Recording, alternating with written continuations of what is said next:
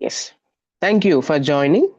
And today మనం ఏంజిలియాలజీ దూతల శాస్త్రం గురించి నేర్చుకోబోతున్నాం.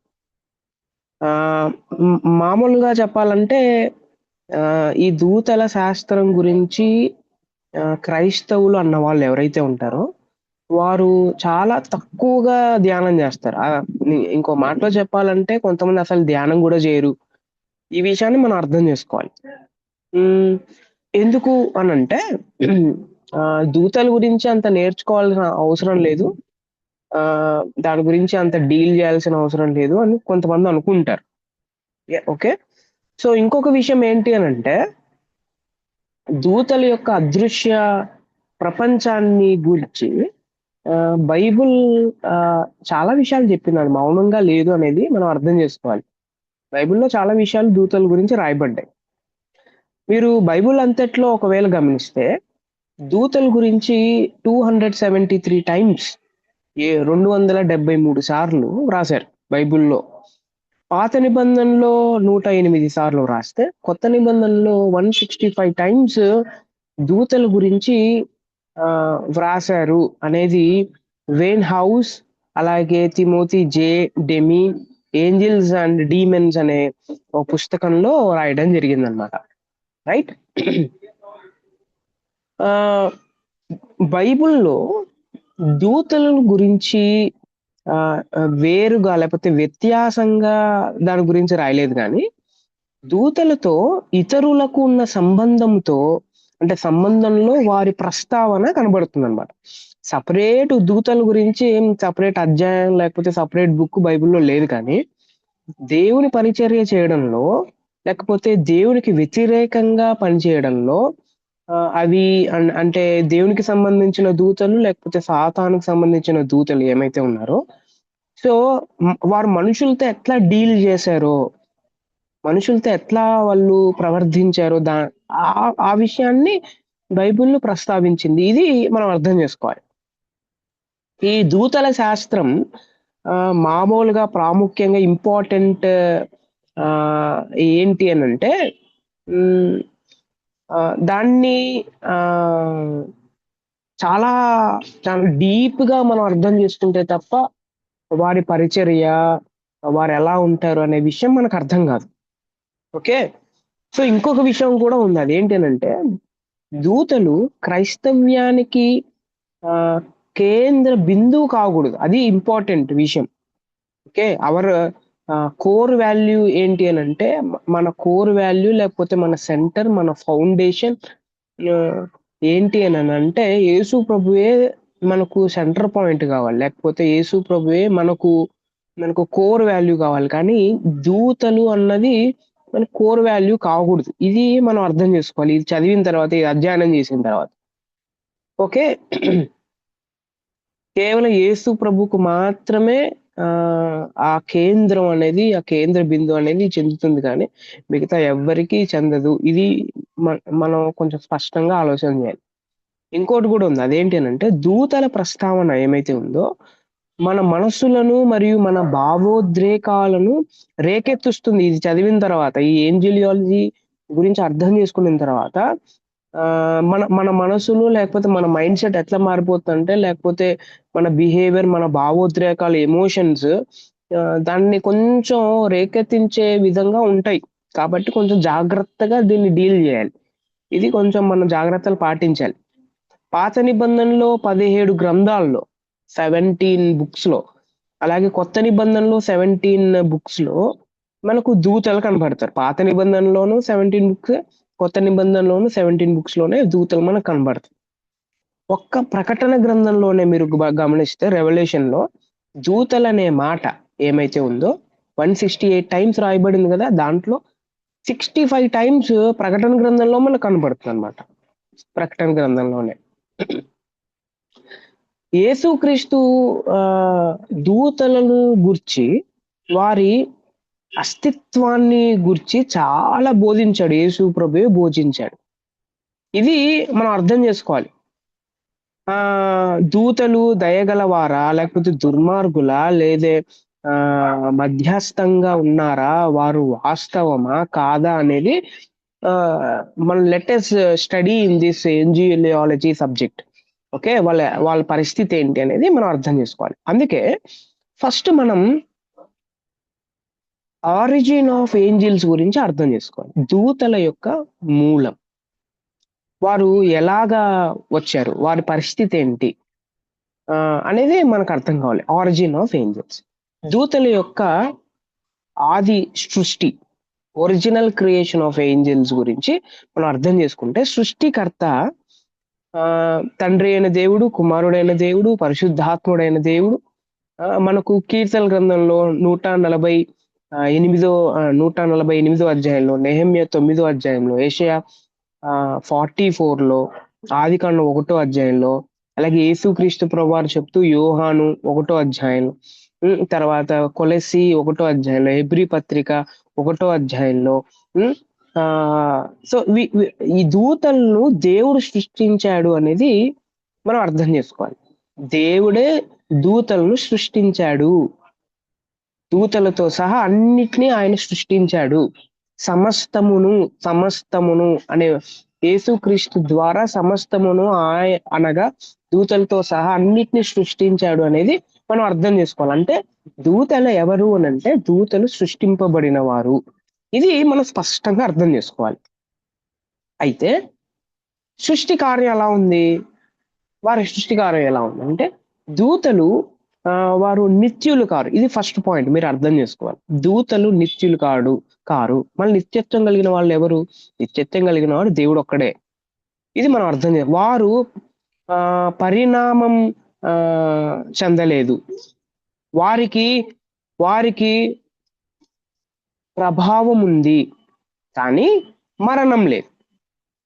వారు దూతలుగానే సృష్టింపబడ్డారు. ప్రతి దూతను దేవుడే నేరుగా సృష్టించాడు. కాబట్టి మానవులలాగే వారు సంతానాన్ని ఉత్పత్తి చెయ్యరు. ఇది గుర్తుపెట్టుకోవాలి. మానవులు ఎలా అయితే సంతాన ఉత్పత్తి చేస్తా ఉన్నారో అలాగా దూతలు చెయ్యరు. అందుకే కొన్నిసార్లు వారు దైవ కుమారులని పిలువబడ్డారు. ఎక్కడ? యోబు గ్రంథం 1వ అధ్యాయం, అలాగే 2వ అధ్యాయం. ఓకే, ఆదాము నేరుగా దేవుని చేత సృష్టింపబడ్డాడు కాబట్టి దేవుని కుమారుడు అనబడేను. ఓకే, లూకాసు వార్త 3వ అధ్యాయం 38వ వచనం. అలాగే దూతలు కూడా నేరుగా సృష్టింపబడ్డారు కాబట్టి వారును దేవుని కుమారులు అని పిలువబడ్డారు. కొన్నిసార్లు మనం కన్ఫ్యూజ్ అయిపోతాం అనమాట. ఏంటి కన్ఫ్యూజ్ అయిపోతామని అంటే, దేవుని కుమారులు లేకపోతే ఈ పదం విన్నప్పుడు కేవలం వారు మాత్రమే మనం కాదు, లేకపోతే మనం మాత్రమే వాళ్ళు కాదు, సో అని ఒక మిస్అండర్స్టాండింగ్ మనం అర్థం చేసుకోవడానికి ప్రయత్నం చేస్తాం. దేవుని చేత వారు నేరుగా సృష్టింపబడ్డారు కాబట్టి వారు దేవుని కుమారులు అనబడతారు. మనం కూడా దేవుడి చేత నేరుగా సృష్టింపబడ్డాడు కాబట్టి మనం కూడా దేవుని కుమారులు అనబడతాం. ఇది బైబిల్లో ప్రస్తావించిన, బైబిల్ యూజ్ చేసిన భాష. ఇది మనం అర్థం చేసుకోవాలి. అయితే దూతలు ఎప్పుడు సృష్టింపబడ్డారు, ఇది మనం కొంచెం ఆలోచన చేయాలి. ఓకే, మీరు ఏంజల్స్, సాటర్న్ అండ్ డీమన్స్ అనే పుస్తకం చదివితే పేజ్ నెంబర్ 24లో రాబర్ట్ అనే ఈ బైబిల్ పండితుడు ఇలా అంటాడు. ఏమంటాడంటే, దూతలు ఎప్పుడు సృష్టించబడ్డారన్న విషయాన్ని మనం స్పష్టంగా చెప్పలేము అని అన్నాడు ఆయన, రాబర్ట్ గారు. ఓకే, ఈ పుస్తకంలో ఏంజిల్స్, సాటర్న్ అండ్ డీమన్స్ అనే పుస్తకంలో చార్ల్స్ సి రైరీ అనే ఈ బైబిల్ పండితుడు బేసిక్ థియాలజీ అనే పుస్తకంలో సృష్టి అంటే బైబిల్ దూతల గురించి, వారి సృష్టి గురించి, వారు ఎలాగా ఉద్భవించారు దాని గురించి, సమయాన్ని గురించి నిస్సందేహంగా ప్రకటించదు అనేది చెప్పారు. బైబిల్ వారు ఎలా సృష్టింపబడ్డారు అనేది బైబిల్లో క్లియర్ గా లేదు, బైబిల్ దాని గురించి చెప్పదు, ప్రకటించదు అనే విషయాన్ని చార్ల్స్ సి రైరీ గారు బేసిక్ థియాలజీ అనే పుస్తకంలో రాశారు.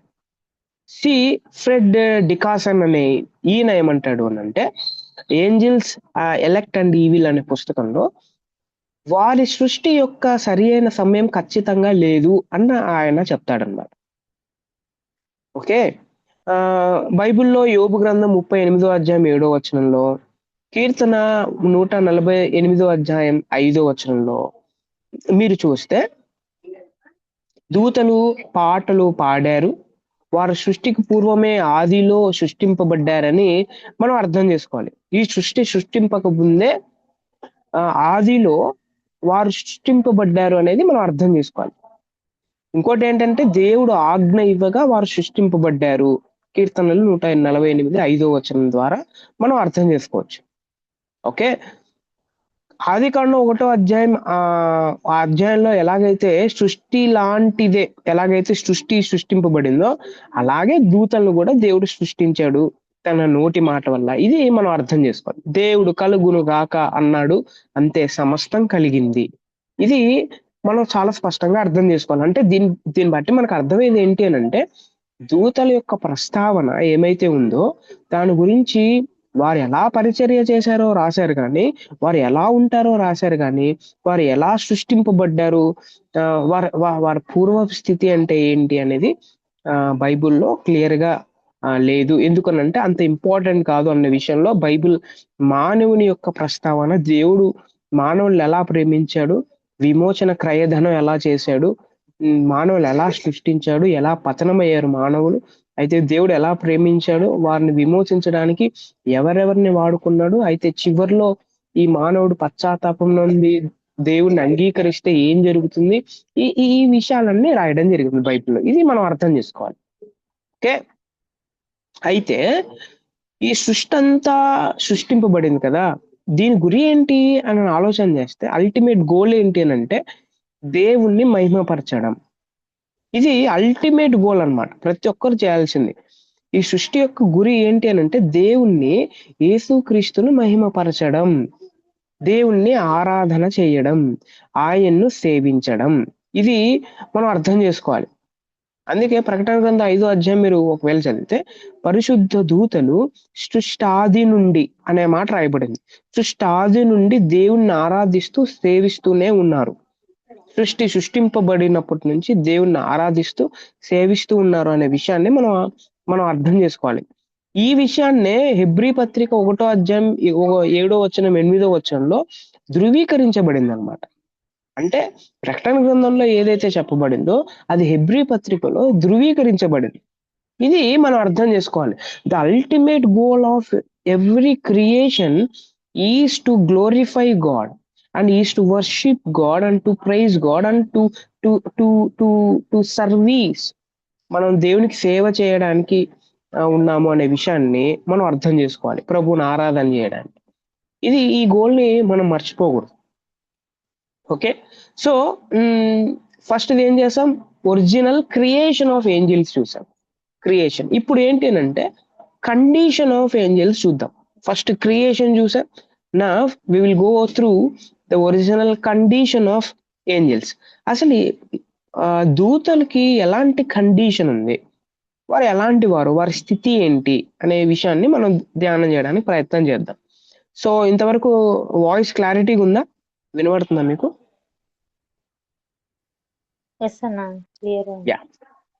So right. సో ఫస్ట్ ఏంటి అని అంటే ఈ దూతలు పరిస్థితి ఏంటి అనే విషయం మీరు ఆలోచన చేస్తే, వీరు స్వచ్ఛమైన వారు. ఇది మనం అర్థం చేసుకోవాలి. వారు స్వచ్ఛమైన వారు. ఓకే. ఎలాగా చెప్పగలము అంటే మీరు కొన్ని రెఫరెన్సెస్ చూస్తే ఆదికాండం, లేకపోతే మార్కు సువార్త, లేకపోతే మొదటి తిమోతి, లేకపోతే మత్తయి, ఇవన్నీ చూస్తే పరిశుద్ధ దూతలు అనే మాటలు రాశారు. కొన్నిసార్లు పతనమైన దూతలు అనే మాట కూడా రాశారు. సో ఎందుకు ఇలా రాశారు అని అంటే వారి స్థితి ఏంటి అని అంటే స్వచ్ఛమైన వారు, వాళ్ళు హోలీగా ఉంటారు, పరిశుద్ధంగా ఉంటారు అనే మాట మనం అర్థం చేసుకోవాలి. ఓకే. వారు స్వచ్ఛమైన వాళ్ళు. అయితే వాళ్ళు ఎట్లా పతనమయ్యారో అది ముందు మనం ఆలోచన చేయడానికి ప్రయత్నం చేద్దాం. ఎలా పాడైపోయారు వాళ్ళు, ఎలా జారిపోయారు, ఇది వి విల్ డీల్. మనం క్లాస్ లోకి వెళ్ళేటప్పుడు మనం ఖచ్చితంగా దాని గురించి డీల్ చేద్దాం. వారు స్వచ్ఛమైన వాళ్ళు. ఇది మనం అర్థం చేసుకోవాలి. ఓకే. సో అయితే ఇంక ఫస్ట్‌ది ఏంటి స్వచ్ఛమైన వాళ్ళు. రెండోది ఏంటి అనంటే ఆహ్, దూతలు సృష్టింపబడిన వారు వాళ్ళు. సృష్టింపబడిన వారు. సృష్టింపబడ్డారు. మీరు దూతల భాగ్యములు అంటే వారి యొక్క బ్లెస్సెడ్‌నెస్ గురించి మీరు ఆలోచన చేస్తే వారికి బాధ్యతలుంటాయి. దూతలకి బాధ్యతలుంటాయి. ఓకే. ఈ సృష్టింపబడిన వారిలోనే వారు భాగ్యం కలిగిన వారు, అలాగే బాధ్యత గూడా కలిగిన వారు. ఊరికే దేవుడు వారిని సృష్టించలేదు. వ దే హావ్ ఏ పర్పస్. వారు బడ్డానికి కారణం దేవుడికి ఒక ఉద్దేశ్యం ఉంది అనేది మనం అర్థం చేసుకోవాలి. అందుకే ఈరోజు మనం ఇంకొక విషయాన్ని మనం అర్థం చేసుకోవాలి. ఏంటి అనంటే, ఈ ఏంజిలియాలజీ గురించి మనం స్టడీ చేసేటప్పుడు మనకు అర్థం కావాల్సింది ఏంటి అనంటే, ఈవెన్ దేవుడు నన్ను కూడా సృష్టించాడు అని నేను ఒకవేళ నమ్మితే, సో నా లైఫ్‌కి కూడా ఒక పర్పస్ ఉంది అనేది మనం అర్థం చేసుకోవాలి. నా లైఫ్‌కి కూడా ఒక పర్పస్ ఉంది. ఇది మనం మనం ఎప్పుడూ మర్చిపోకూడదు. నా లైఫ్ ద్వారా దేవుడు ఏ పర్పస్‌ని ఆయన నిర్వర్తించాలనుకుంటున్నాడు, అది మనం అర్థం జేసుకోవాలి. అది అర్థం జేసుకోవాలి. ఓకే. వారు స్వచ్ఛమైన వారు, వారు బాధ్యత కలిగిన వారు, వారు సృష్టింపబడ్డారు. అలాగే ఇంకోటేంటి అనంటే, ఈ దూతలు దేవుడిలాగా పరిమితులు లేనివారు గాదు వీళ్ళకి పరిమితులున్నాయి. వీళ్ళకి స్థల పరిమితుంది, శక్తి పరిమితుంది, జ్ఞాన పరిమితుంది. అలాగే దేవుడంత పరిశుద్ధత వీరికుండదు. పరిశుద్ధతలో కూడా వీరికి పరిమితుంది. అందుకే మీరు యెషయా గ్రంథం 6 అధ్యాయం చదివినా, ప్రకటన గ్రంథం 12 అధ్యాయం చదివినా, వారు 2 రెక్కలతో వారు స్వచ్ఛమైన వాళ్ళే. కానీ వారు 2 రెక్కలతో ముఖాన్ని కప్పుతూ, కాళ్ళు కప్పుకుంటూ, ఎగురుతూ దేవుడు పరిశుద్ధుడు, పరిశుద్ధుడు అని ఎందుకనంటున్నారు అనంటే, వారి పరిశుద్ధతకు, దేవుడి యొక్క పరిశుద్ధతకు చాలా వ్యత్యాసం ఉంది. ఇది మనం అర్థం చేసుకోవాలి. దేవుడు లాంటి స్థిరమైన, పరిపూర్ణమైన పరిశుద్ధత దూతలకు లేదు. అందుకే వాళ్ళు కొంతమంది దూతలు ఏమైపోయారు అనంటే పతనమైపోయారు. This is the reason. ఇంకోటి దూతలకి అన్నీ తెలీవు. వారికి ఆహ్, ఎంతో గొప్ప జ్ఞానం ఉండొచ్చు. కానీ సర్వజ్ఞానం లేదు వాళ్ళకి. వాళ్ళకి శక్తి ఉండొచ్చు. కానీ సర్వశక్తిమంతుడు కారు వాళ్ళు. వారికి అంటే వారు ఆత్మలు కాబట్టి అయినప్పటికీ దేవుని వల్లే సర్వవ్యామి కాదు వాళ్ళు. అంటే అంతటా ఉండలేరు వాళ్ళు. ఇది పరిమితి ఉంది వాళ్ళకి పరిమితి. ఇది మనం అర్థం చేసుకోవాలి. This is the condition of angels. స్వచ్ఛమైన వాళ్ళు, తర్వాత సృష్టింపబడ్డారు. దాని గురించి మనం ఆలోచన చేసేటప్పుడు వారు భాగ్యం కలిగిన వారు, బాధ్యత కలిగిన వారు, అలాగే పరిమితి ఉందనేది మనం అర్థం చేసుకుంటాం. ఇప్పుడు మనం ఒరిజినల్ క్రియేషన్ ఆఫ్ ఏంజెల్స్ చూసాం. ఒరిజినల్ కండిషన్ ఆఫ్ ఏంజెల్స్ చూసాం. Now we will go to the nature of angels. దూతల యొక్క స్వభావం ఎట్లాంటిది? స్వభావం. సో దూతల యొక్క స్వభావం గురించి మీరు ఆలోచన చేసినప్పుడు నెంబర్ 1 ఈ వ్యక్తిత్వం కలిగిన వారండి. ఈ దూతలు ఎవరు అనంటే వ్యక్తిత్వం కలిగిన వారు. వ్యక్తులు. ఓకే. దూత అనగా సందేశకుడు అని అర్థం. ఆ మాటలో పని అంటే ఆ సందేశకుడు అనే ఆ మాట ఏమైతే మనం చెప్తున్నామో ఆ మాటలోనే పని దాగి ఉందని దూతల స్వభావం కనబడదు. ఇది మనం అర్థం చేసుకోవాలి. వారు ఏం చేస్తారు అన్నది అని ఉంది కానీ వారు ఎవరు అన్నది దూత అనే పదంలో కనిపించదు. హెబ్రీ భాషలో మలాక్, అలాగే గ్రీక్ భాషలో అంగెలోస్ అని వీళ్ళనంటారు. లాటిన్ భాషలో మీరు చూస్తే లాటిన్ భాష ఏంజిల్. ఏంజిల్ అనే పదం ఇంగ్లీష్ పదం కాదు. ఏంజెల్ అనే మాట లాటిన్ పదం అన్నమాట. ఓకే. దానిలో నుంచి పాత ఆంగ్ల పదం ఏంగెల్ అనే పదం వచ్చింది. ఓకే. చివరకు ఏంజెల్‌గా ఆంగ్లంలోనికి వచ్చేసిందన్నమాట. తెలుగులో దూత అని అంటారు. ఓకే. దూత అనేక సార్లు శరీరముతో మనుషులకు కనబడినా ఓకే. వారు భౌతిక స్వభావము గలవారు కాదు. బైబిల్‌లో వారు ఆత్మలు. హెబ్రీ పత్రిక, మత్తయి సువార్త, లూకా సువార్త, అపోస్తల కార్యము, ఇవన్నీ చూస్తే కొన్నిసార్లు వారు శరీరంతో కనపడ్డారు. కానీ భౌతికమైన స్వభావం వారికి లేదు. ఈ విషయం మనం అర్థం చేసుకోవాలి. కానీ వారికి వ్యక్తిత్వం ఉంది. వ్యక్తిత్వపు లక్షణాలు ఉన్నాయి వాళ్ళకి. ఎవరికి? ఏంజెల్స్. ఎందుకు? ఎలా మనం చెప్పగలం అని అంటే, వ్యక్తిత్వానికి ఒక ఒక ఒక వ్యక్తి వ్యక్తిత్వం కలిగిన వాడని నేను ఎలా గుర్తుపట్టేది అని అంటే, సో వారికి తెలివి ఉంటుందన్నమాట. తెలివి. మొదటి పేతురు 1 అధ్యాయం 12 వచనం, మత్తయి సువార్త 28 అధ్యాయం 5 వచనం. సో మీరు బాగా గమనిస్తే అక్కడ వారు మన గురించి తెలుసుకోవాలి. తర్వాత యెహెజ్కేలు 28 అధ్యాయం, లూకా సువార్త 1 అధ్యాయం, ప్రకటన గ్రంథం, మార్కు సువార్త, మత్తయి సువార్త, హెబ్రీ ఇవన్నీ మీరు చూస్తే వారికి జ్ఞానం ఉంది అనేది మనకు అర్థమవుతుంది. జ్ఞానం ఉంది. ఎవరికి జ్ఞానం ఉంటుంది? వ్యక్తికి జ్ఞానం ఉంటుంది. అయితే ఈ జ్ఞానం సర్వజ్ఞానం కాదు. ఈ జ్ఞానానికి పరిమితులున్నాయి. ఈ జ్ఞానానికి పరిమితులున్నాయి. అన్నీ తెలియవు. ఈ విషయాన్ని మనం అర్థం చేసుకోవాలి. సో దీన్ని బట్టి దూతలు ఎవరు అని అంటే వ్యక్తిత్వం కలిగిన వారు అనేది మనం అర్థం చేసుకుంటాం. వారు భావోద్రేకాలు కూడా కలిగిన వారు. దూతలు పాటలు పాడారు, ఆరాధిస్తారు. ఒక పాపి మారు మనస్సు పొందినప్పుడు సంతోషిస్తారు. ఇట్లాంటి విషయాలు చాలా విషయాలు రాయబడ్డాయి. దూతలకి చిత్తం ఉంటుంది. అంటే కొన్ని ఇష్టాలు ఉంటాయి. హెబ్రీ పత్రిక, మొదటి పేతురు, ప్రకటన, యెషయా, మత్తయి ఇవన్నీ చదివితే వారికి ఇష్టాలు ఉంటాయి అనేది మనకు అర్థమవుతుంది. మీరు యెషయా గ్రంథం 14 అధ్యాయం ఒకవేళ చూస్తే, దేవునికి వ్యతిరేకంగా తిరుగుబాటు చేశాడు సాతాను అనే మాట అక్కడ మనం చూస్తాం. అంటే దేవుని ఇష్టాన్ని కాకుండా తన ఇష్ట ప్రకారం చేశాడు అనే విషయాన్ని మనం కొంచెం ఎంఫసైజ్ చేస్తాం అక్కడ. దీన్ని బట్టి దూతలకి చిత్తం ఉంటుంది అనేది మనకు అర్థమవుతుంది. ఇవన్నీ వ్యక్తిత్వపు లక్షణాలు అన్నమాట. ఓకే. సో ఈ వ్యక్తిత్వపు లక్షణాలు చూసిన తర్వాత దూతలు ఎవరు అంటే, దూతలు ఎవరు అంటే వ్యక్తిత్వం కలిగిన వారు. ఇది మనకు అర్థమవుతుంది. హెబ్రీ పత్రిక 1 అధ్యాయం మీరు ఒకవేళ చదివితే వారి స్వభావం గురించి మనం అర్థం చేసుకోవాలంటే, వారు వ్యక్తిత్వం కలిగిన వారే కానీ శరీరం కలిగిన వారు కాదు. వాళ్ళు ఎవరు అంటే ఆత్మలు. ఆత్మలు వాళ్ళు. ఇది మనం అర్థం చేసుకోవాలి. అందుకే లూకా సువార్త 8 అధ్యాయం, 11 అధ్యాయం మీరు చదివితే, అపవిత్ర ఆత్మలు, అవిధేయులైన వారికి ఇప్పుడు ప్రేరేపించు శక్తి అంటే ఆత్మ. తర్వాత క్రీస్తు నిర్వచనం ప్రకారం ఆత్మ అభౌతికము అనగా ఎముకలు మాంసము లేనిది. సో ఇట్లాంటి విషయాలు మనం చదివినప్పుడు దూతలు ఏంజెల్స్ ఎవరు అంటే, ఏంజెల్స్ ఆత్మలు అనేది మనకు అర్థమవుతుంది. ఓకే.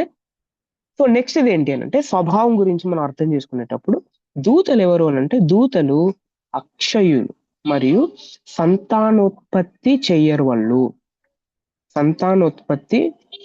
వాళ్ళు చెయ్యరు అనేది మనం అర్థం చేసుకో. ఎలా చెప్పగలం?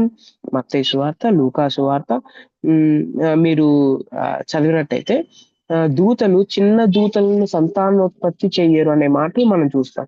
దూతలు మరణించరని, తర్వాత పతనమైన దూతలు ఎవరైతే ఉన్నారో దేవుని సమ్ముఖము నుండి వేరై నశించుతారు అని ఇట్లాంటి మాటలు రాయబడ్డాయి. దీన్ని బట్టి మనకు అర్థం అయ్యేది ఏంటి అంటే, వారు సంతానోత్పత్తి చెయ్యరు. ఇది మనం అర్థం చేసుకోవాలి.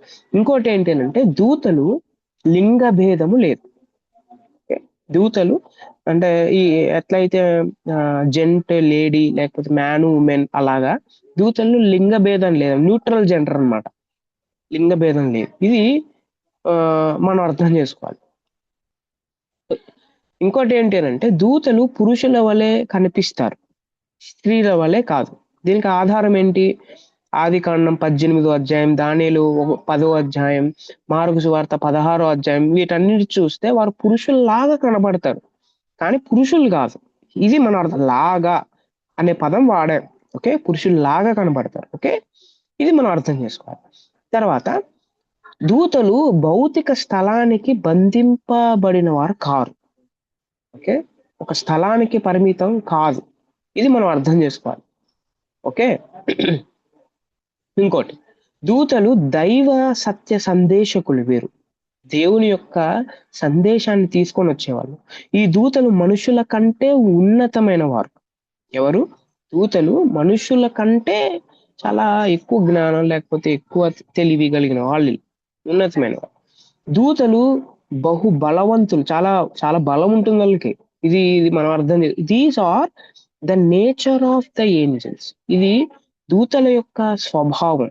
వీటన్నిటి గురించి మనం అర్థం చేసుకోవాలి.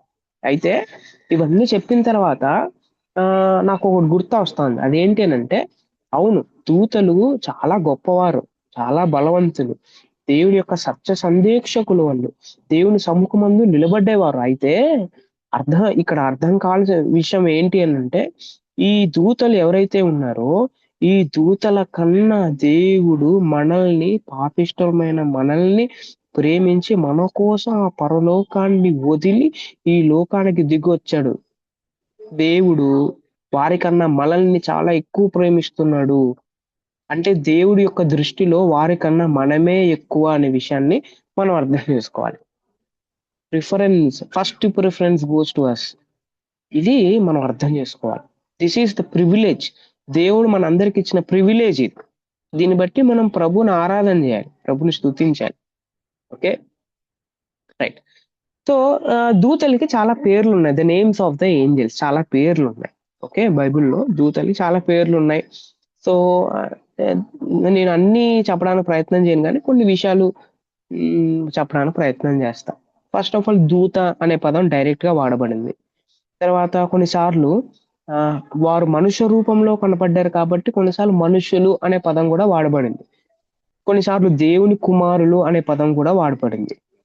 తర్వాత కొన్నిసార్లు ఉదయ నక్షత్రములు, సాతానికైతే తేజో నక్షత్రము, ఆకాశ నక్షత్రం, ఇట్లాంటి పదాలు వ్రాయబడ్డాయి. తర్వాత కొన్నిసార్లు వారు మనుషుల కంటే గొప్పవాళ్ళు కాబట్టి ఎలోహిం అనే పదం కూడా వాడబడింది దూతలకి. కొన్నిసార్లు జాగరూకలు అనే పదం వాడబడింది. తర్వాత కొన్నిసార్లు రథములు అనే పదం వాడబడింది. తర్వాత పరిశుద్ధులు, సైన్యము, ప్రధాన దూత, కేరూబులు, గాబ్రియేలు, జీవులు, ఇట్లాంటి పదాలన్నీ దూతలకి వాడినట్టు మన అందరికి అర్థం. కొన్నిసార్లు శరాపులు, ప్రధాన అధిపతులు, పరిచారకులైన ఆత్మలు, మిఖాయ్, ఇట్లాంటి 17 టైప్స్ ఆఫ్ నేమ్స్ ఏమైతే ఉన్నారో, సో ఈ పదాలన్నీ దూతలకి వాడారు. Okay, right. These are the names. దీని గురించి ఎక్కువగా మనం ఆలోచన చేయాల్సినంత అవసరం లేదు. Just we have to know that. మనం దాని గురించి అర్థం చేసుకోవాలి. అయితే దూతలు ఎంతమంది ఉన్నారు అది మనకు ప్రశ్న. దూతలు ఎంతమంది ఉన్నారు అనే ఒకవేళ ప్రశ్న అడిగితే, మనుషులకు భిన్నంగా దూతలు సంతానోత్పత్తి చేయరు కాబట్టి, వాళ్ళు చనిపోరు కాబట్టి, దూతల జనాభా సృష్టి చేసినప్పుడు ఎంత ఉందో నేటికి కూడా అంతే ఉంటుంది మామూలుగా. అది మారదు. నెహెమ్యా గ్రంథం 9వ అధ్యాయం 6వ వచనం ప్రకారం. కాబట్టి వారికి అప్పుడప్పుడు జనాభా చూడవలసిన అవసరత లేదు మనలాగా. ఓకే, దూతలలో 3వ భాగం దేవునికి వ్యతిరేకంగా తిరుగుబాటు చేసి సాతాను దూతలయ్యారు, అంటే దురాత్మలయ్యారు. 2వ భాగం దూతలు ఎవరైతే ఉన్నారో దేవునికి నమ్మకంగా ఉండిపోయారు. వీరు ఏర్పరచబడిన దూతలు. బైబిల్లో ఖచ్చితంగా ఇంతమంది దూతలు ఉన్నారని ఎక్కడా లేదు. లేఖనాలు మనకు కొన్ని ఆధారాలు మాత్రమే ఇస్తాయి, అంతేగాని ఎంతమంది ఉన్నారు అనేది సో అది ఎగ్జాక్ట్లీ వి డోంట్ నో. మొదటి రాజులు 22వ అధ్యాయం, 2వ దినవృత్తాంతములు, దానియేలు, మత్తయి సువార్త, తర్వాత లూకా సువార్త, హెబ్రీ పత్రిక, ప్రకటన గ్రంథం, ఇవన్నీ చూస్తే and we know that only some are there అనే విషయాన్ని మనం అర్థం చేసుకోవాలి. నాట్ ఎగ్జాక్ట్లీ ఎగ్జాక్ట్ నెంబర్స్ లేవు అనేది మనం అర్థం చేసుకోవాలి. Exact numbers we don't know. Okay, అయితే 3వ భాగం తర్వాత 2వ భాగం, 3వ భాగం అంతా దేవునికి అవిధేయత చూపించి సాతానుతో కలిసిపోయేసి వారు దురాత్మలుగా మారారు. అయితే రెండవ భాగం ఎవరైతే ఉన్నారో వారు నమ్మకంగా దేవునికి పరిచారుల్లాగా మిగిలిపోయారు. ఎందుకు అలా మిగిలిపోయారు అనంటే ఇప్పుడే చెప్పాను. ఏంటి అనంటే నేచర్ గురించి మనం మాట్లాడుతూ ఏం చేశాము అనంటే వారు వ్యక్తిత్వం కలిగిన వారు, వారికి ఇష్టాలుంటాయి. తర్వాత ఆ ఇష్టాన్ని వాళ్ళు ఏం చేశారు అనంటే దేవుని చిత్తానికి వాడుకోకుండా తమ ఇష్ట ప్రకారం చేసి వారు దేవునికి అవిధేయత చూపించారు. ఈ విషయాన్ని మనం అర్థం చేసుకోవాలి. This is all about the nature of angels. The number okay. ఇప్పుడు ద నెంబర్ ఆఫ్ ఏంజెల్స్ గురించి మనం చూసాం. అయితే దూతలు ఎక్కడుంటారు? దూతల నివాస స్థలం ఏంటి? What is the dwelling place of the angels? ఇది మనం అర్థం చేసుకుంటే యూదులు 7 అంటే 7 ఆకాశములు ఉన్నావని నమ్మారు. ఎవరు? యూదులు నమ్మేది ఏంటి అనంటే 7 ఆకాశాలు ఉన్నాయి. కానీ లేఖనాల్లో 3 ఆకాశములు ఉన్నట్టు వ్రాయబడింది. మొదటి ఆకాశము లేదా భూమి యొక్క వాతావరణం, ఇది మొదటి ఆకాశం. ఓకే. రెండవ ఆకాశం అనంటే నక్షత్ర మండలం. మూడవ ఆకాశము లేదా దేవుని నివాసం అని అంటారు. అది మహా ఆకాశము, లేకపోతే ఆకాశ మహాకాశములు, ఆకాశమునున్న పరిశుద్ధ నివాసము, లేకపోతే ఆకాశ మండలములు అన్నిటికంటే పైన ఉంది అనేది వీళ్ళు నమ్ముతారనమాట. ఇది మనం అర్థం చేసుకోవాలి. ఓకే. అయితే ఎవాంజలికల్ క్రైస్తవులు ఈ ఈ ఈ విషయాన్ని భేదాభిప్రాయములు అంటే ఈ విషయాన్ని వారు అంత ఈజీగా నమ్మరు అన్నమాట. కొందరు దూతలు రెండవ ఆకాశంలో నివాసం చేస్తారని, అప్పుడప్పుడు మూడవ ఆకాశానికి వెళ్ళి వస్తూ ఉంటారని వాళ్ళు చెప్తారు. ఎవరు? ఎవాంజలికల్ క్రైస్తవులు. ఓకే. ఇది ఎక్కడ రాయబడింది అంటే ఏంజెల్స్, సాటాన్ అండ్ డీమన్స్ అనే పుస్తకంలో రాయబడింది. ఒకవేళ ఆ పుస్తకం మీకు పీడిఎఫ్ లో దొరికితే you can download that and you can read what is there in that. ఇది మనం అర్థం చేసుకోవాలి. ఓకే. రైట్ నా ఇప్పుడు రెండవ ఆకాశంలో నివాసం చేస్తారని చెప్పుటకు ఆధారాలు ఏంటి? కొంతమంది ఎవాంజలికల్స్ ఇలా చెప్తున్నారు కదా, వాళ్ళ ఆధారాలు ఏంటి అని ఒకవేళ అడిగితే హెబ్రీ పత్రిక 4వ అధ్యాయం, 2వ అధ్యాయం, ప్రకటన గ్రంథం 5వ అధ్యాయం, 7వ అధ్యాయం, యెషయా గ్రంథం 14వ అధ్యాయం, ఇవన్నీ రెఫరెన్సెస్ మీరు చదివినట్టయితే యేసు ఆకాశ మండలము గుండా వెళ్ళిన యేసు అని దూతల కంటే కొంచెము తక్కువగా చేయబడిన యేసు అని వ్రాయబడింది. ఇది మీరు గమనిస్తే. కాబట్టి యేసు మూడవ ఆకాశాన్ని విడిచి రెండవ ఆకాశం గుండా వెళ్ళి మానవ లోకానికి వచ్చాడని మనకు అర్థమవుతుంది. ఇలాగ అర్థం చేసుకోవాలి. ఓకే. మీరు ప్రకటన గ్రంథం లేకపోతే యెషయా గ్రంథం చదివితే దూతలు ప్రత్యేక పరిచర్యల కొరకు మూడో ఆకాశానికి ప్రవేశం కలిగి ఉంటారు అనే విషయాన్ని అక్కడ రాశారు. సాతాను గురించి యెషయా గారు సాతాను దేవుని స్థానానికి ఎదగాలని కోరుకున్నాడు. ఎట్లా ఎదగాలని కోరుకున్నాడు అంటే అంటే మనం కొన్నిసార్లు ఏమంటామంటే అక్కడ చైర్ ఉంది, సాతాను ఇక్కడ ఉన్నాడు, ఆ చైర్ కావాలని అనుకున్నాడు, మనం అట్లా అనుకుంటాం అనమాట. సో మనం యాజ్ ఇట్ ఈస్ గా అట్లా అనుకోవడానికి కాదు. ఇప్పుడే చెప్పుకున్నాం, there will be a stages. So రెండో ఆకాశంలో నుంచి మూడో ఆకాశానికి అలా ఎక్కిపోదామని నన్ను అనుకున్నాడు, కానీ అలాగా జరగలేదు. కానీ దేవుడు హృదయ అంతరంగాలను ఎరిగినవాడు కాబట్టి సాతాన్ని పాతాళానికి తొక్కేశాడు అని ఎవాంజలికల్ క్రైస్తవులు నమ్ముతారు. ఇది మనం అర్థం చేసుకోవాలి. ఓకే. ఇంకోటి ఏంటి అంటే మూడో ఆకాశంలో నివాసం చేస్తారని వాళ్ళు చెప్తున్నారు కదా, మళ్ళీ దానికి వారి ఆధారాలు ఏం చెప్తారు అని అంటే యెషయా గ్రంథం 6వ అధ్యాయం, ప్రకటన గ్రంథం 4వ అధ్యాయం, 5వ అధ్యాయం, 14వ అధ్యాయాన్ని చూపించి శరాపులు 4 జీవులు అక్కడ నివసిస్తున్నారు కదా. సో దాన్ని బట్టి వారు ఏం చెప్తారు అని అంటే ఇదిగో మూడో ఆకాశంలో నివసిస్తున్నారు కాబట్టి వారందరూ దేవుణ్ణి ఆరాధన చేస్తున్నారు అనే విషయాన్ని వాళ్ళు చెప్తారు. ఓకే. ఇది ఎవాంజలికల్ కొంతమంది అభిప్రాయపడుతున్నారు అంతే. అభిప్రాయపడుతున్నారు. ఎవాంజలికల్స్ ఇలా అనుకుంటున్నారు అనేది మనం ధ్యానం చేస్తున్నాం అంతే.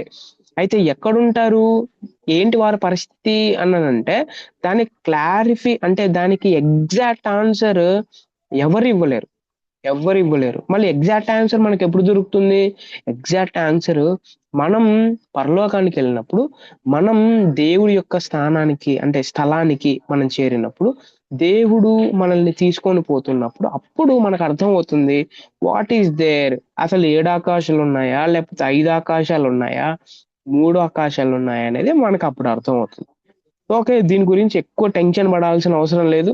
ఎక్కువ తల బద్దలు చేసి, ఎక్కువ బీపీ తెచ్చుకొని, ఎక్కువ టెన్షన్, ప్రెషర్ పడాల్సిన అవసరం కూడా లేదు. Okay. Just we have to know this. ఎలాగా అభిప్రాయపడతారు అనేది మనం అర్థం చేసుకోవాలి. నౌ నెక్స్ట్‌ది ఏంటి అనంటే నెక్స్ట్‌ది ఏంటి అనంటే ఆహ్, హ్మ్. దూతలు గురించి మనం ఆలోచన చేస్తున్నాం గదా! ఈ దూతలకి, మానవులకి మధ్య డిఫరెన్సెస్ ఏంటి? అసలు దూతలకి, మానవులకి డిఫరెన్సెస్ ఏంటి? ఇద్దరు సేమా? లేకపోతే డిఫరెన్సా? అని ఒకవేళ ఆలోచన చేస్తే, ఫస్ట్ మనం హ్మ్, సిమిలారిటీస్ గురించి అర్థం జేసుకోవాలి. ఓకే. సారూప్యతలు గురించి మనం అర్థం జేసుకోవాలి. ఇద్దరికున్న సిమిలారిటీస్ ఏంటి అనంటే, దేవుడు ఇద్దరిని సృష్టించాడు. ఓకే. సృష్టి పరిపూర్ణతలో సృష్టింపబడ్డారు. ఇది మనం అర్థం జేసుకోవాలి. ఇద్దరు మంచి సృష్టే. కానీ ఇద్దరు పతనమైపోయారు. ఓకే. సో, తర్వాత ఇద్దరికీ వ్యక్తిత్వం ఉంది. ఓకే. తర్వాత పరీక్షలో ఉభయులు ఎవరైతే ఉన్నారో ఓడిపోయారు. దేవుణ్ణి సేవించువారు వీళ్ళు. పరిమితులు వీళ్ళున్నాయి ఇద్దరికి. తర్వాత దేవుని పైనే ఆధారపడాలి ఈళ్ళు. దేవునికి బాధ్యులు వీళ్ళు. దేవునితో సంబంధం కలిగిన వారు వీళ్ళు. ఇది సిమిలారిటీస్. ఇద్దరికీ సిమిలారిటీస్. అయితే వ్యత్యాసాల గురించి ఒకవేళ ఆలోచన చేస్తే దూతల స్వభావం మరియు వారి క్రమము వేరు. దూతలు వివాహం ఆడరు వాళ్ళు. సంతానోత్పత్తి లేదు. కానీ మనుషులు అలా గాదు. వారు చనిపోరు. మనం చనిపోతాం. దూతలు ఆత్మలు. మనం శరీరం కలిగిన వాళ్ళం. వారికి లింగ భేదం లేదు. మనకి లింగ భేదం ఉంది. ఓకే. దూతలు మానవుల కంటే ఎక్కువ తెలివి కలిగిన వాళ్ళు. మనం తక్కువ తెలివి కలిగిన వాళ్ళం. ఓకే. బలము, వేగం కలిగిన వారు. కానీ మనం బలము, వేగం కలిగిన వాళ్ళం కాదు మనం. ఇది ఇది వ్యత్యాసాలు. మనకి వారికి వ్యత్యాసాలు. ఓకే. సాతాను మరియు అంటే దూతలు ఎవరైతే ఉన్నారో వాళ్ళు పాపం చేశారు. పాపం చేసినప్పుడు దైవిక కృప అనుగ్రహింపబడలే వాళ్ళకి. కానీ మనం పాపం చేసినప్పుడు, మనం తప్పు చేసినప్పుడు దైవిక కృప అనుగ్రహింపబడింది మనకి. దేవుడు ఎందుకో మనల్ని మన మీద కృప చూపించాడు అంతే. There is no reason for that. ఎందుకు ప్రభువా నా మీద ఇంత కృప చూపించావు అనంటే no reason. Just he loved us అంతే. దేవుడు మనల్ని కనుకరించాలనుకున్నాడు. దేవుడు మనల్ని ప్రేమించాలనుకున్నాడు. అంతే. ఇది మనం అర్థం చేసుకోవాలి. ఓకే. దేవదూతలు దేవుని పోలికగా సృష్టింపబడ్డారని బైబిల్‌లో ఎక్కడ లేదు. కానీ మానవులు దేవుని పోలికలో సృష్టింపబడ్డారని బైబిల్‌లో రాయబడింది. ఎందుకు వారి గురించి రాయలేదు అంత ఇంపార్టెంట్ గాదు. ఎందుకు మన గురించి రాయబడింది మనం ఇంపార్టెంట్ అనే విషయాన్ని దేవుడు ఇండైరెక్ట్‌గా తన వాక్యం ద్వారా మాట్లాడుతున్నాడు. బాబు మీరంటే చాలా ఇంపార్టెంట్ నాకు. మీరు ఇంపార్టెంట్. అసలు ఫస్ట్ ప్రిఫరెన్స్ మీకే ఎళ్ళిద్ది. మీరు నాకు ప్రిఫరెన్సు. వీరు కాదు. వీరు సేవ చేస్తారు అంతే. కానీ మీకోసం నేను ప్రాణం పెట్టి మీకోసం ఈ లోకానికొచ్చినోడిని నేను. మీరు నాకు ఇంపార్టెంట్ అంటే విషయాన్ని దేవుడు బైబిల్ ద్వారా మనతో మాట్లాడుతున్నాడనే విషయాన్ని మనం అర్థం చేసుకోవాలి. ఓకే. రైట్. సో, నౌ ఇప్పుడు యాహ్! సో, అందరికి నా వాయిస్ ఓకేనా? ఓకే గదా! Is it okay all of you? Yes అన్న. ఓకే అన్న. Yeah! So, now we will go to the classification of angels. దూతల యొక్క వర్గీకరణ గురించి ఆలోచన చేద్దాం. దూతల్లో చాలా మంది దూతలున్నారు. చాలా దూతలున్నారు. ఒకే రకమైన దూతలు కాదు. వారిలో కూడా స్టేజెస్ ఉంటాయి. ఓకే. పరిశుద్ధ దూతలు, లేకపోతే ఏర్పరచబడిన దూతలు, దేవుని ఇట్లా చాలా పదాలు వాడబడ్డాయి. అయితే we will see what. So, first one ఏంటి అనంటే ప్రధాన దూత గురించి ఆలోచన చేద్దాం. ప్రధాన దూత. మొదటి తెస్సలోనికలు 4 అధ్యాయం అలాగే యూదా పత్రిక 9 వచనంలో మీరు బాగా గమనిస్తే మిఖాయేలు ప్రధాన దూత అని యూదా పత్రికలో 9 వచనంలో రాయబడింది. ప్రధాన దూత ఒక్కడే అని కొందరు, కాదు అని కొందరు చాలా మంది చెప్పుకుంటా ఉంటారు. ప్రధాన దూత అంటే ఒక్కడే ఉంటారు. మిగతా వాళ్ళు ఎవరు ఉండరు. ఒకరేమో ఎస్ అంటారు. ఇంకొకరేమో నో అని అంటున్నారన్నమాట. ఇది దానియేలు 10వ అధ్యాయం 13వ వచనంలో మీరు ఒకవేళ గమనిస్తే, ప్రధాన అధిపతులలో మికాయేలు అను ఒకడు, అధిపతులలో మికాయేలు అన్న ఒక వ్యక్తి అని అక్కడ రాయబడింది. అంటే ప్రధాన దూతలు చాలా మంది ఉన్నారు. దాంట్లో ఒకడు ఎవరంటే మికాయేలు అని రాయబడింది. దీనిని బట్టి మికాయేలు ఒక్కడే ప్రధాన దూత అని చెప్పడానికి అస్సలు వీలు లేదు అనేది మనం అర్థం చేసుకోవాలి. అంటే ప్రధాన దూతలు చాలా మంది ఉన్నారు. వారిలో మికాయేలు ఒక్కడు అనేది మనం అర్థం చేసుకోవాలి.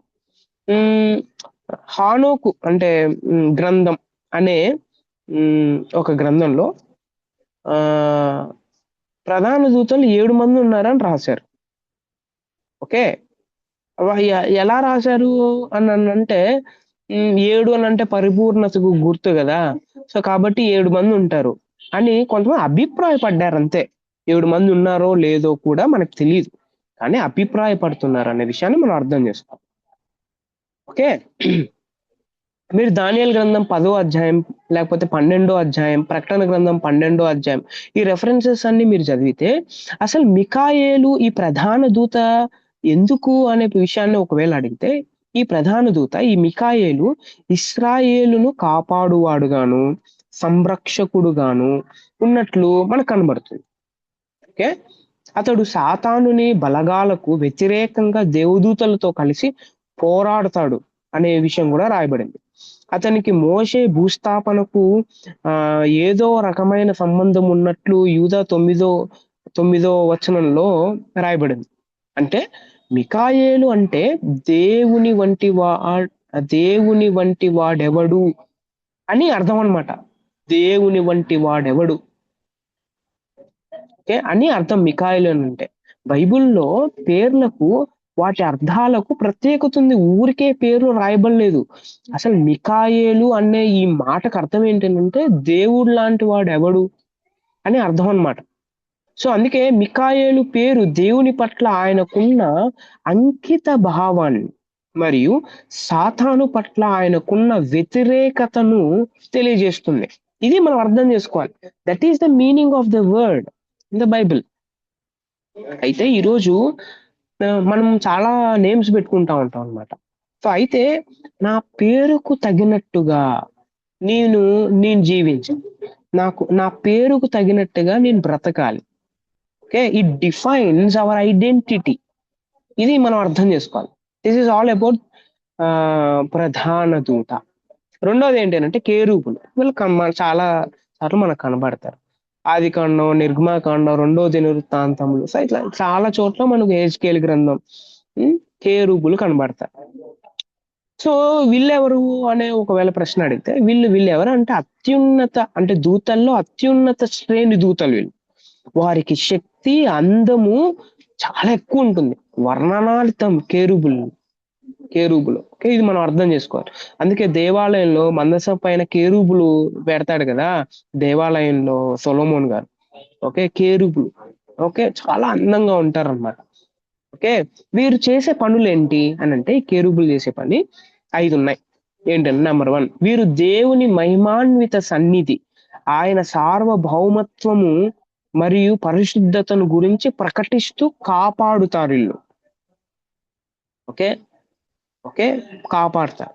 ఏంటి కాపాడుతారు? మహిమ, సార్వభౌమత్వము, పరిశుద్ధత ప్రకటిస్తూ కాపాడుతారు. రెండోది ఏంటి అని అంటే వీరు ఉన్న చోట దేవుని సన్నిధి ఉంటుంది. ఎవరు? కేరూబులు ఉన్న చోట. తర్వాత దేవుడు అత్యున్నతుడని మరియు సమీపింపరాని వాడని వీరు సూచిస్తారు. ఎలాగా? ఆదికాండం 3వ అధ్యాయం 24వ వచనం. ఓకే, 4వ పని ఏంటంటే వీరు చేసేది సార్వభౌముడైన దేవుడు సామాన్య మనుషుల జీవితాల్లో కార్యం చేస్తాడని వీరు సూచిస్తారు. ఓకే, 5వ పని ఏంటంటే వీరు చేసేది, వీరు ఎన్నడూ నేరుగా మనుషులకు దైవ సందేశాన్ని ఇవ్వలేదు. ఎప్పుడు ఇవ్వలే, బైబిల్లో రాయబడలేదు. నేరుగా వచ్చేసి అలాగా మాట్లాడలేదు అనమాట. ఓకే, ఇది వీరు చేసే పనులు అనమాట కేరూబులు. అంటే ఇప్పుడు చెప్పాను కేరూబులు దేనికి వారు ప్రతినిధి అని అంటే వారు శక్తికి, అలాగే అందం. అందుకే సాతాను కూడా కేరూబు అనే విషయం చాలా మంది అభిప్రాయపడతారు అన్నమాట. Okay, will see next. ఇంకోటి ఏంటంటే సేరాపుల గురించి యెషయా గ్రంథం 6వ అధ్యాయంలో రాయబడింది. వీరు కూడా దేవుని సన్నిధిలో ఉండేవారు. కేరుబుల వంటి వారు. సేరాపులు అంటే మండుచున్నవారు అని అర్థం. మండుతా ఉన్నారు అని అర్థం అన్నమాట. ఇది దేవుని పట్ల వారికున్న తీవ్రమైన భక్తి భావాన్ని సూచిస్తుంది. ఓకే. వారు మానవ ఆకారములో కొన్నిసార్లు అంటే ముఖాలు, చేతులు, కాళ్ళు కనబడతాయి. ఇది ఇది ఇది అలంకారంగా రాయబడింది, అంతేకాని అలా ఉంటారని కాదు అర్థం. వారికి ఒక్కొక్కరికి 6 రెక్కలుంటాయి. రెండిటితో తమ ముఖాల్ని కప్పుకుంటారు. రెండిటితో ఎగురుతా ఉంటారు, రెండిటితో కాళ్ళు కప్పుకుంటారు. వారు గొప్పవారైనను దైవ మహిమ యొక్క సంపూర్ణ దర్శనాన్ని భరించలేరు వాళ్ళు. Nobody can see God. ఎవ్వరూ దేవుని చూడలేరు. కానీ ఇదిగో ఈ ఏంజలియాలజీ అనే ఈ లెసన్ వింటున్న మనం అర్థం చేసుకోవాల్సింది ఏంటి అంటే, మీకు ఒక వచనం వెంటనే గుర్తుకు రావాలి. ఏంటి అంటే, ఇంత మహిమను భరించలేని వీళ్ళు ఇట్లాంటి పరిస్థితుల్లో ఉంటే అసలు దేవుడు మనతో చేసిన వాగ్దానం ఏంటో తెలుసా? పశ్చాత్తాపపడితే దేవుడు తన కుడి పార్శ్వమున మనల్ని కూర్చోబెట్టుకుంటాడు అనే విషయాన్ని రాశారు. అసలు భరించలేక ముఖాల్ని కప్పుకుంటూ ఎగురుతూ రెక్కల్ని కాళ్ళతో కప్పుకుంటూ ఎగురుతున్న పరిస్థితి ఏంటి? కుడి పార్శ్వంలో కూర్చోవడం ఏంటి? దీన్ని బట్టి ఎవరికి ఎక్కువ ప్రిఫరెన్స్ ఉంది, ఎవరిని ఎక్కువ ప్రేమిస్తున్నాడు దేవుడు, ఎవరికి ఎక్కువ వాల్యూ ఇస్తున్నాడో మనం అర్థం చేసుకోవాలి.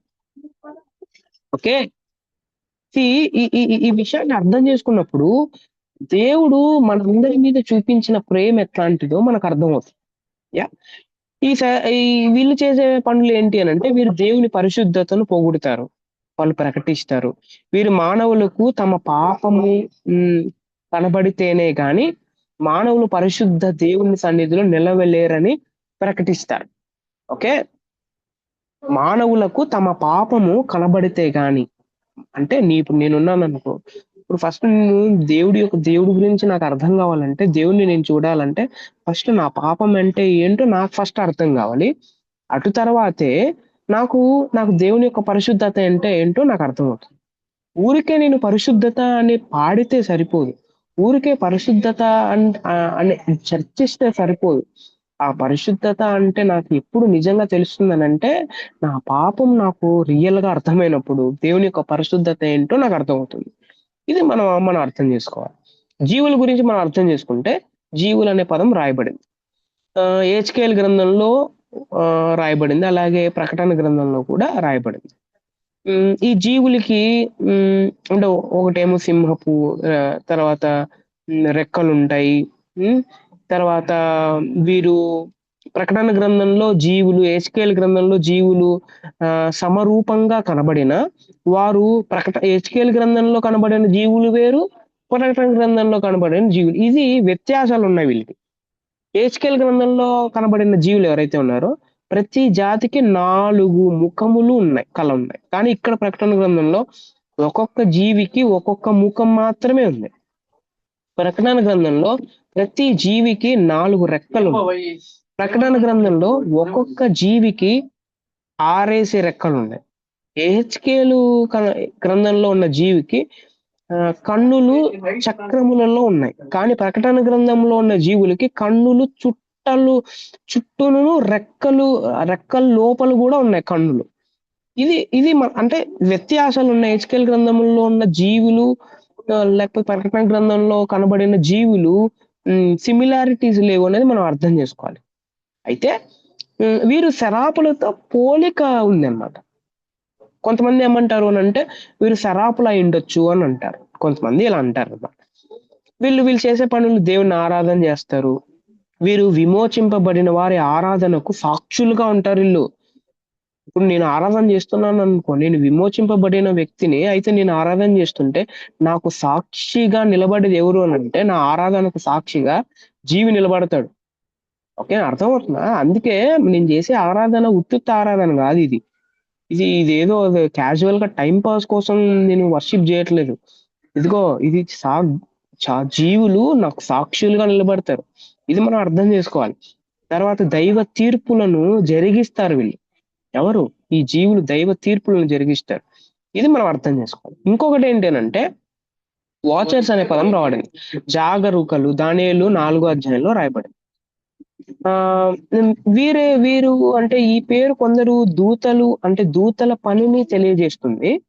ఈ జాగరూకులు అంటే దూతల పని గురించి చెప్పే పదం ఇది. హానోకు గ్రంథంలో ఓకే జాగరూకుడు అనే మాట దేవదూతలను ఉద్దేశించి పలుమార్లు వ్రాయబడింది.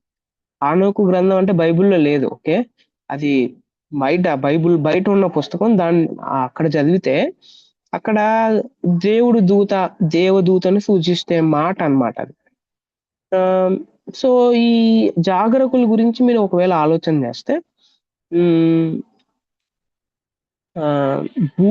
అంటే భూగ్రహం యొక్క సర్వలోక వీక్షకుడు అనే పదం రాయబడింది అనమాట. అంటే పాపులు మారు మనసు పొందినప్పుడు వీళ్ళు చూస్తారు. విశ్వాసులు యేసుక్రీస్తును ప్రభువుగా రక్షకునిగా ఒప్పుకున్నప్పుడు వీరు చూస్తారు. ఓకే, తర్వాత యేసుక్రీస్తు జీవితం మరియు పరిచర్యకు సాక్షులు వీళ్ళు. శ్రమకాలంలో క్రీస్తు విరోధికి ఆరాధన చేసే వారికి అంటే వీరు తిరస్కరిస్తారు. ఒక్క మాటలో చెప్పాలంటే వారు చరిత్ర అంతటికి సాక్షులు అనే మాట మనం అర్థం చేసుకోవాలి. Okay, they are the watchers, గమనిస్తూ ఉంటారు అనేది మనం అర్థం చేసుకోవాలి. ఓకే, గాబ్రియల్ అనే దూత కూడా మనకు కనబడతాడు. ఇప్పుడు క్రిస్మస్ టైంలో ఎక్కువ గాబ్రియల్ దూత గురించి మనం మాట్లాడతాం. అయితే గాబ్రియేలు అనే మాటకు అర్థం ఏంటి అంటే దేవుని శక్తిమంతుడు అని అర్థం అన్నమాట. దేవుడు ఈ దూతకు బహుశక్తిడిచ్చాడేమో, అంటే శక్తి చాలా ఇచ్చాడేమో అని అనిపిస్తుంది కొన్నిసార్లు. ఆయన శక్తి ఆయన అసాధారణ వేగములో చూడొచ్చు. ఎందుకనంటే దానియేలు 9వ అధ్యాయం 21వ వచనం చదివితే ఇతడు గాబ్రియేలును మనుష్యుడు అని ఆయన రూపాన్ని తెలుపుతుంది. అంటే ఆయన కనబడిన దాన్ని చూస్తే ఆయన మనుష్య రూపంలో వచ్చాడేమో అని అనిపిస్తుంది కొన్నిసార్లు గాబ్రియేల్. ఓకే, తర్వాత దేవుని సముఖమందు నిలుచు గాబ్రియేలు నేను అని లూకా సువార్త 1వ అధ్యాయం 19వ వచనంలో మాట్లాడుతున్నప్పుడు మనకు అర్థమవుతుంది. నేను ఎవరినంటే నేను దేవుని సముఖమందు నిలుచు గాబ్రియేలు నేను అని పరిచయం చేసుకుంటాడు తనకు తాను. ఓకే, తర్వాత నేను దైవ సందేశకుణ్ణి అని చెప్తాడన్న. దేవుని సన్నిధికి శాశ్వత ప్రవేశం కలదు. ఈ గాబ్రియేలు మానవ లక్షణాలు ఆపాదించబడ్డాయి. మానవ రూపంలో కనపడ్డాడు, మానవ స్వరంలో మాట్లాడాడు, మానవ తాకిడి కూడా ఉంది. ఓకే, ఇది మనకు అర్థమవుతుంది. అయితే గాబ్రియేల్ చేసే పనులేంటి? దేవుని సముఖంలో ఉండి ఆయన ఆజ్ఞ జారీ చేసిన తోడనే విధేయతతో దైవోద్దేశములను బయలుపరచడం గాబ్రియేలు దూత చేసే పని. కాబట్టి ఈ గాబ్రియేలు దైవ రాజ్య ప్రణాళిక యొక్క ప్రత్యక్షతను, దాని భావాన్ని ప్రత్యేకంగా ఇశ్రాయేలును గురించి, క్రీస్తును గురించి ప్రజలకు తెలియజేసేవాడు ఎవరు అనంటే గాబ్రియేల్ దూత. ఈరోజు మనం ఈ విషయాన్ని ధ్యానం చేస్తున్నప్పుడు ఒక రిఫ్లెక్షన్ కోసం మనం వేసుకోవాలి. అదేంటి అనంటే ఈ దూతలందరూ ఏదో పనికి వారు నియమించబడ్డారు. సక్రమంగా వాళ్ళు పనిచేస్తా ఉన్నారు దేవుని ప్రణాళికలు నెరవేర్చడానికి.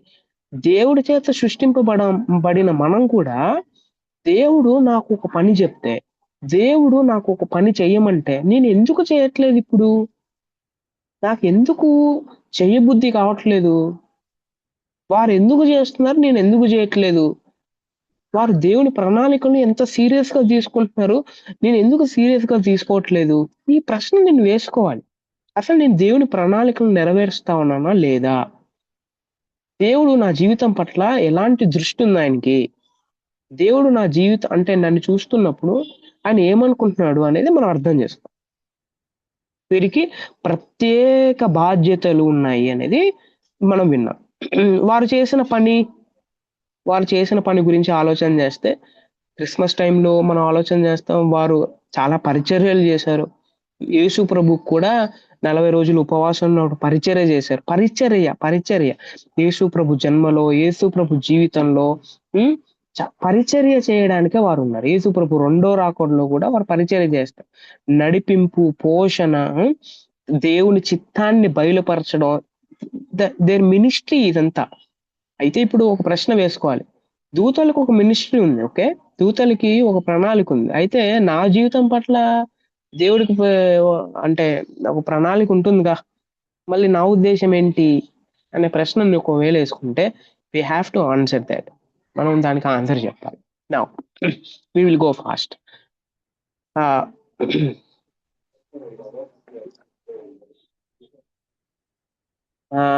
సో సాతాను గురించి మనం ఆలోచన చేద్దాం. సాతాను దూత కదా, పడిపోయిన పతనమైన దూత. పాత నిబంధనలో 8 గ్రంథాల్లో మాత్రమే సాతాను మనకు కనబడతాడు. అయితే కొత్త నిబంధనలో గ్రంథకర్తలందరూ సాతాను గురించి రాశారు. Okay, every one wrote. తర్వాత ప్రాథమిక లక్షణాల గురించి ఆలోచన చేస్తే వ్యక్తిత్వపు లక్షణాలు ఉన్నాయి సాతానుకి. వ్యక్తులు చేసే క్రియలు సాతాను చేస్తాడు.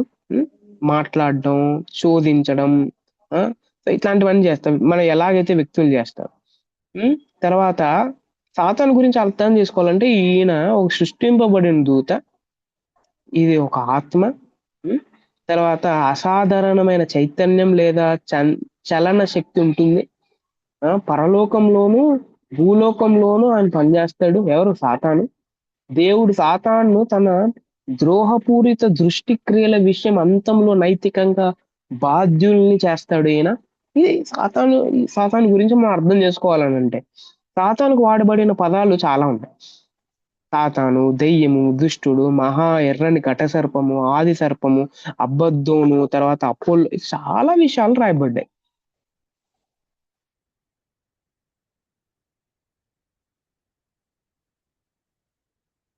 ఇది మనం అర్థం చేసుకోవాలి. ఓకే,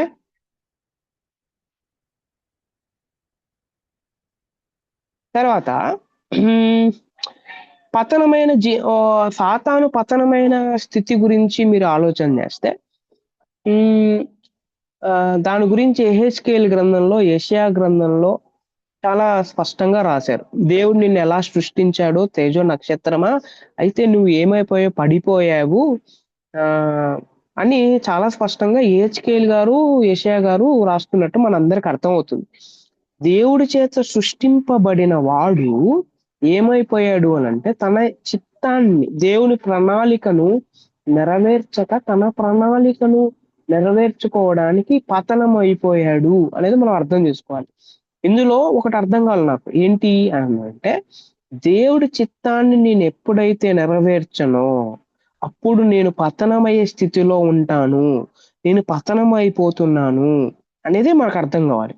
అంటే దేవుడి చిత్తాన్ని, దేవుడి ఇష్టాన్ని ఎవరైతే చెయ్యరో, ఎవరికైతే ఇష్టం ఉన్నదో, ఎవరైతే దాని ప్రకారంగా నడుచుకోరో వారు పతనమైపోయిన వారు, పతనమైపోయిన స్థితిలోనే ఇంకా ఉన్నారు, సాతాను లాగా అనేది మనం అర్థం చేసుకోవాలి. రైట్? సో అయితే ఇప్పుడు నేను పతనం అయిపోయినా లేనా అని అంటే దేవుడి చిత్తాన్ని నేను చేస్తున్నానా లేనా అనే ప్రశ్న అడిగినప్పుడు మనకు ఆన్సర్ దొరుకుతుంది.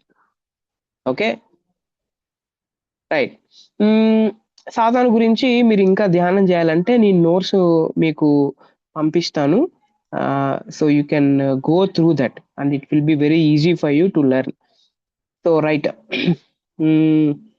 సో అయితే సాతాను చేసే పనులు ఏంటి అని అంటే అబద్ధం చెప్తాడు, ప్రజల్ని ప్రేరేపిస్తాడు అబద్ధం ఆడడానికి, వెలుగుదూత వేషం వేసుకొని మోసం చేస్తాడు, అవిశ్వాసుల హృదయాల్లో నుండి సువార్తను దొంగలిస్తాడు, ఎత్తుకొని పోతాడు, దెబ్బతీస్తాడు, నాశనం చేస్తాడు, బాధిస్తాడు, అడ్డుపడతాడు, యుద్ధం చాలా ఉన్నాయన్నమాట అని సాతాను చేసే పనులు.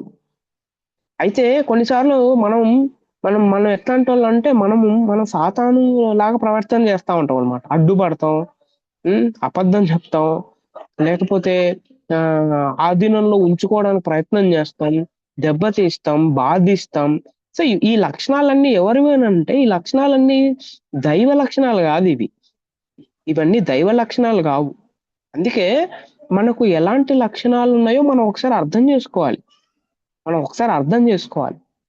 సాతాను ఎవరంటే సాతాను బహుశక్తిమంతుడు అనమాట. కానీ దేవునితో సమానుడు కాదు.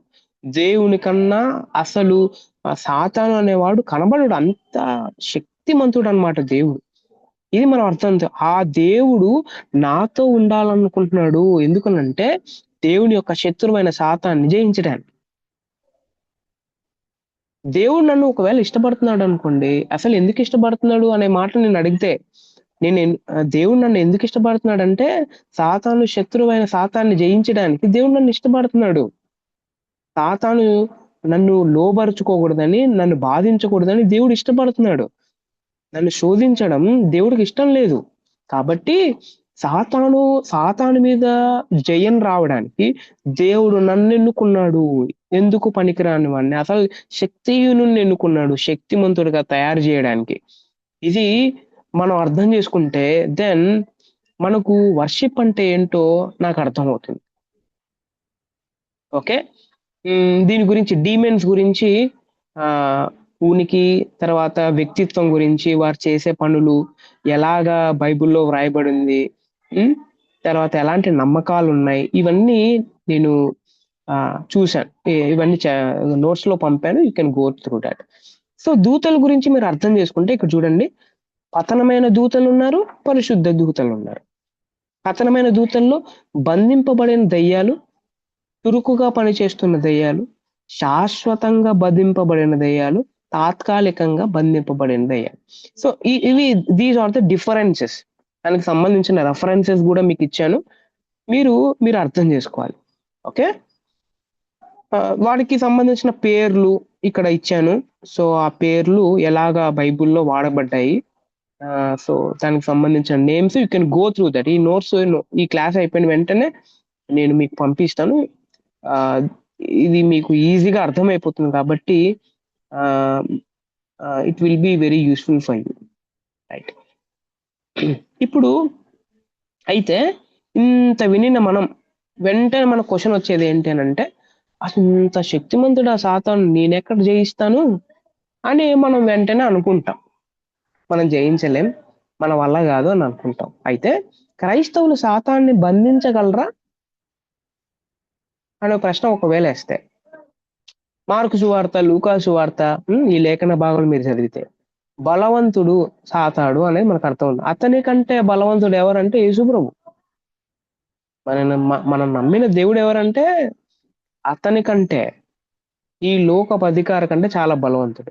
క్రీస్తు సాతాన్ని బంధించగలడు, కానీ విశ్వాసులు బంధించలేరు. నిజంగా క్రీస్తు మనతో ఉంటే తప్ప జరగదు అది.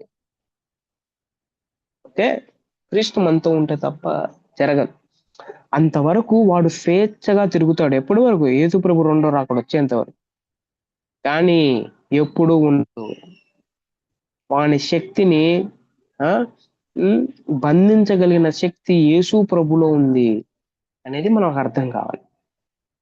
ఖచ్చితంగా యేసు ప్రభు మాత్రమే సాతాన్ని ఓడించగలడు అనేది మనం అర్థం చేసుకో. ఓకే. అయితే కొంతమంది ఏమంటారు అని అంటే, ఈ రోజుల్లో దెయ్యాలు ఉన్నాయని ప్రశ్న అడుగుతా ఉంటారు. దెయ్యాలు లేవు, ఏం లేవు, ఇదంతా మన భ్రమ అని అంటా ఉంటారు. ఒకవేళ బైబిల్ని ఎవరైనా నమ్మే వాళ్ళు ఉంటే దెయ్యాలు ఉన్నాయి. ఓకే.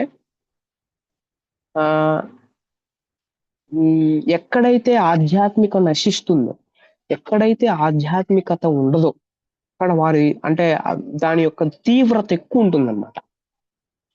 ఇది మనం అర్థం చేసుకోవాలి.